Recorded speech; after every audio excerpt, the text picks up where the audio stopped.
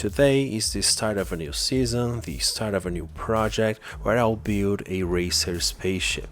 Welcome to Cut, Transform, Glue.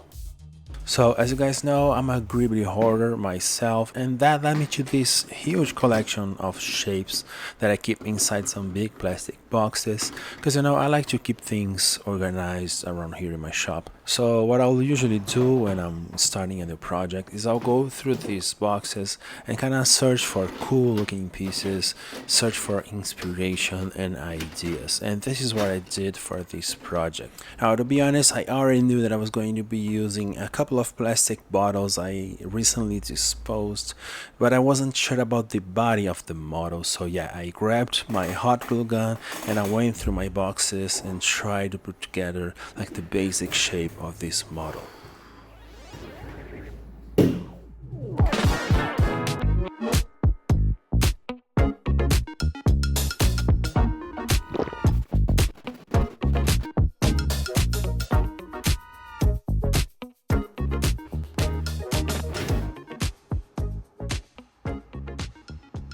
Okay, so now that I made a basic glow up with a hot glue, I might begin to think about the strategy when it comes to joining these parts together. I'm also worrying about the alignment of the pieces, because every single piece right here has a different angle going on, and I have to keep everything as aligned as possible. I don't want this spaceship to be crooked or anything.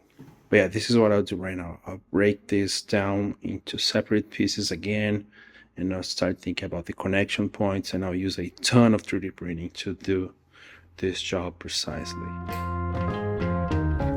Now for the body, I decided to go with this motion detector light switch right here, which has a ton of interesting features, and more importantly that I have two of and that are symmetric. Now I needed the body to be a bit bigger than simply gluing the two motion detectors back to back, so yeah, I had to choose a few gribblies to put in the middle right there, and I also made a custom 3D printed piece to match the curve I had going on the motion detector. You can see that in pink right there, and I even used styrene on the bottom to prove that I'm a good model maker. Now the challenge with the plastic bottles was this angle right here, and I needed to find a way to securely attach the wings to the front of the body. So yeah, I made this piece right here with a couple of holes. I will explain why in a minute, but yeah, I made this custom piece right here, and as the plastic of the plastic bottle is not that reliable with CA glue, I went with epoxy glue this time.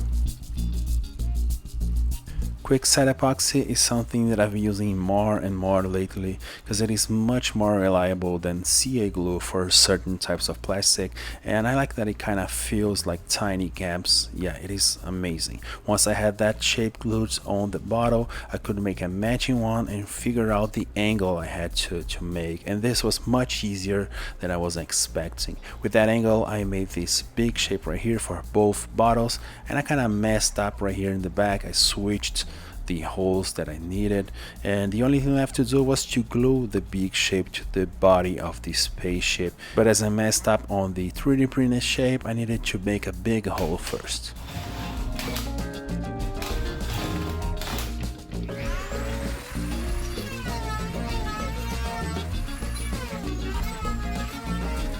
Then I glued the angle shape to the front of the body with more epoxy glue, and I'll take care of this ugly gap later in the video.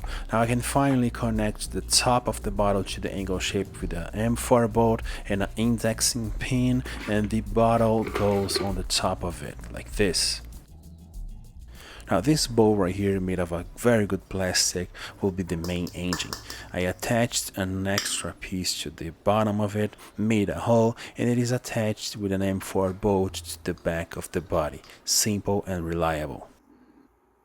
So I was talking to my patrons on my Discord channel, and one of them suggested me that the plastic ball could be where the pilot would be sitting, and I thought this was a genius idea. But of course it also needed a way to be safely attached to the body of the spaceship. So yeah, I grabbed a few gribblies and made some matching 3D printed pieces, and of course, as always, I'm using like M4 bolts and nuts to keep everything together.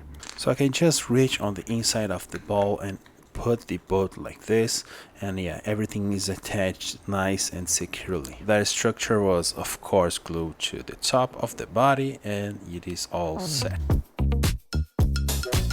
It was very early in the project and I already had some very reliable connection points in between every piece, and I couldn't be happier. But as you can see, I still had a lot of work to be done on the body, some empty areas that I needed to take care of. In my collection of fake Lego pieces, I found this one which matched almost perfectly the curves I had going on the body. I just needed to make it a bit thicker on both sides and glue it on that spot right there with some CA glue.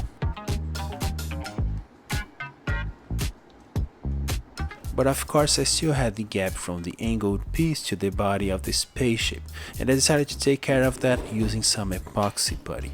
So I mixed a bunch of it, and using some tools I carefully pressed the putty on the gap, trying to fill it as best as possible. Of course then I went through some sculpting and sanding, and this right here was the result. I even tried creating a panel lining between the two pieces that will be visible once I prime this project.